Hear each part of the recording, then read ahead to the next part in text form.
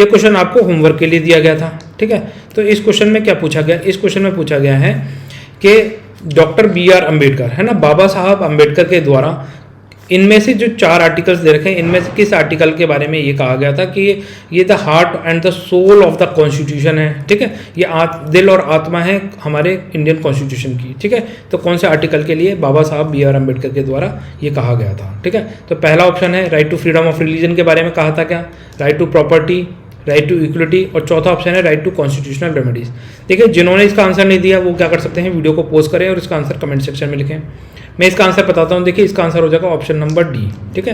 Right to constitutional remedies के बारे में डॉक्टर BR अम्बेडकर ने कहा था कि ये heart and the soul of the constitution है। तो ये जो राइट टू कॉन्स्टिट्यूशनल रेमेडीज है इसका जो आर्टिकल 32 है, ठीक है, आर्टिकल 32 क्या कहता है, आर्टिकल 32 में सुप्रीम कोर्ट के पास पावर है कि वो रिट इशू कर सकती है। 5 प्रकार की रिट है जो आर्टिकल 32 के तहत अगर फंडामेंटल राइट्स का वायलेशन होता है तो सुप्रीम कोर्ट ये रिट इशू कर सकता है, ठीक है। और आर्टिकल 226 में क्या कहा गया कि हाई कोर्ट रिट इशू कर सकता है फंडामेंटल राइट के वॉयलेशन पे, ठीक है। तो हाई कोर्ट को भी पावर दी गई है रिट इशू करने की और सुप्रीम कोर्ट के पास भी पावर है। तो सुप्रीम कोर्ट के पास पावर कौन से आर्टिकल के तहत है, आर्टिकल 32 के तहत है, और हाई कोर्ट के पास है आर्टिकल 226। अब देखिए यहाँ पर right to freedom of religion, ठीक है।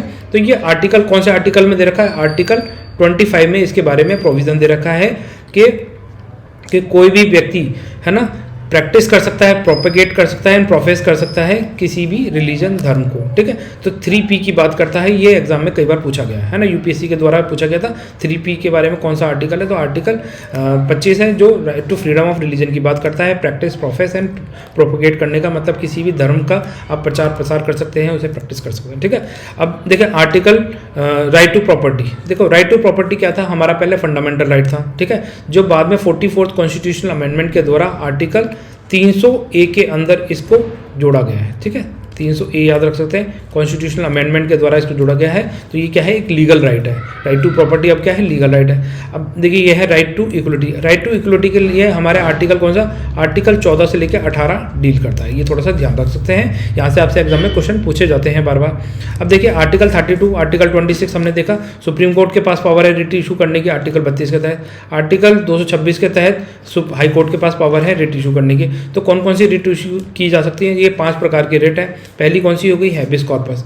देखो हैबिस कॉर्पस के अंदर क्या है, जो सुप्रीम कोर्ट है वो इशू कर सकता है टू प्रेजेंट द बॉडी, है ना, इस व्यक्ति को कोर्ट के सामने प्रस्तुत करें। कई बार क्या होता है, जो पुलिस ऑफिशियल्स होते हैं वो किसी पर्सन को इलीगली डिटेन करके रख लेते हैं, उसके जो परिजन हैं उससे उसको मिलने नहीं दिया जाता, ठीक है। तब वो परिजन क्या कर सकते हैं, सुप्रीम कोर्ट, हाई कोर्ट में जाकर ये हैबिस कॉर्पस की डिमांड कर सकते हैं कि हमें उस बंदे से मिलना दिया जाए। तो फिर सुप्रीम कोर्ट, हाई कोर्ट ये रिट इशू करते हैं कि भाई इस बंदे को सुप्रीम कोर्ट के सम्मुख प्रस्तुत किया जाए, है ना, कोर्ट के सामने लेकर आए। अब पुलिस ऑफिशियल क्या करेंगे, उस पर्सन को लेकर आएंगे, उनको लाना पड़ेगा, ठीक है। कई बार क्या होता है, कोई पर्सन मिसिंग हो जाता है, खो जाता है, ठीक है, जो पुलिस ऑफिशियल्स है ना उसको ढूंढ नहीं रहे होते हैं, तब ये रिट इशू की जा सकती है। तो किसी भी व्यक्ति को कोर्ट के सामने प्रेजेंट करवाना हो तो हैबिस कॉर्पस की रिट इशू की जाती है जब फंडामेंटल राइट्स का वायलेशन होता है, ठीक है।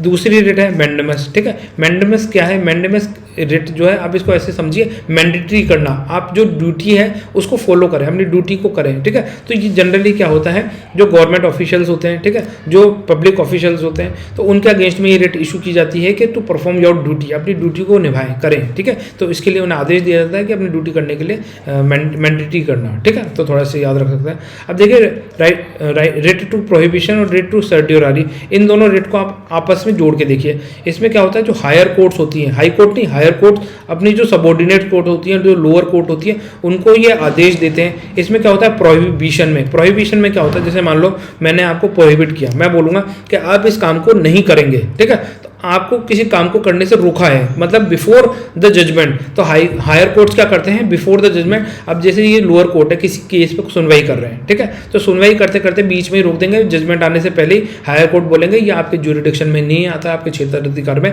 ये केस नहीं आता है, इसको हमारे को सपोर्ट, हमको ट्रांसफर करिए, ठीक है।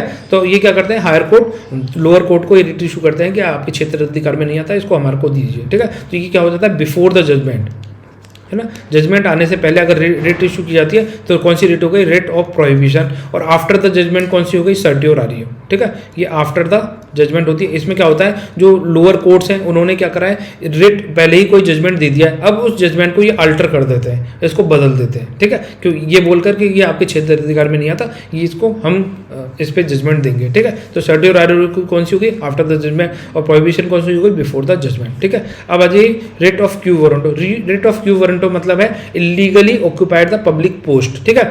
अगर जैसे मान लीजिए किसी बंदे ने किसी पब्लिक पोस्ट को मतलब इलीगली जाके बैठ गया है, ठीक है, वो उसके लिए एलिजिबल ही नहीं है, तब ये रिट इशू की जाती है। जैसे मान लीजिए आईएएस की पोस्ट है, आईएएस है ना, तो कलेक्टर के डिपार्टमेंट में कोई ताला तोड़ के घुस के बैठ जाए और वहाँ पे बोले कि मैं कलेक्टर हूँ, तो उसके अगेंस्ट में ये रिट इशू की जा सकती है, भाई आपकी पोस्ट नहीं है, आप यहाँ पे कैसे आके बैठ गए, ठीक है, आपने एग्जाम फाइट नहीं किया, ठीक है, तो ये इसके